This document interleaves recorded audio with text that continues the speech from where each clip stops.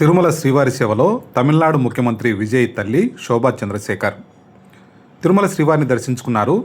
తమిళనాడు ముఖ్యమంత్రి విజయ్ తల్లి శోభా చంద్రశేఖర్ విఐపి విరామ సమయంలో ఆమె తిరుమల శ్రీవారి సేవలో పాల్గొని మొక్కులు తీర్చుకున్నారు. దర్శనానంతరం వీరికి ఆలయ రంగనాయక మండపంలో వేద పండితులు వేద ఆశీర్వచనం అందించగా ఆలయ అధికారులు శేషవస్త్రంతో సత్కరించి స్వామివారి తీర్థప్రసాదాలు అందజేశారు. ఈ సందర్భంగా ఆలయం బయట శోభా చంద్రశేఖర్ మీడియాతో మాట్లాడారు. గత నవంబర్ నెలలో తన కొడుకు సీఎం కావాలని స్వామివారిని ప్రార్థించినట్టు తెలిపారు.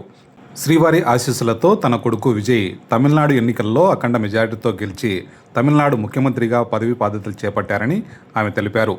తమిళనాడులో ఇటీవల జరిగిన అసెంబ్లీ ఎన్నికలలో టీవీకే పార్టీ అధినేత విజయ్ ఘన విజయం సాధించి ముఖ్యమంత్రి అయిన విషయం తెలిసిందే.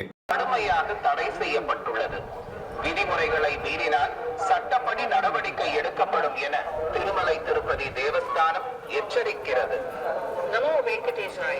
Appeal to devotees in Tirumala, making political speeches and creating objectionable reels and posting them on social media is strictly prohibited.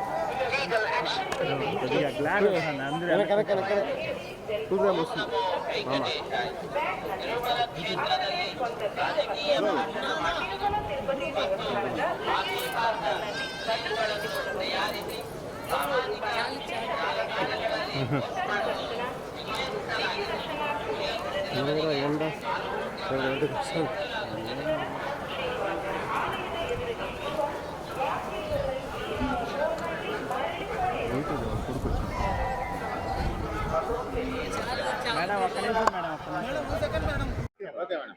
தரிசனம் நல்லா இருந்தது. லாஸ்ட் நவம்பர்ல வரும்பொழுது நான் வேண்டிக்கிட்டு வந்தேன்.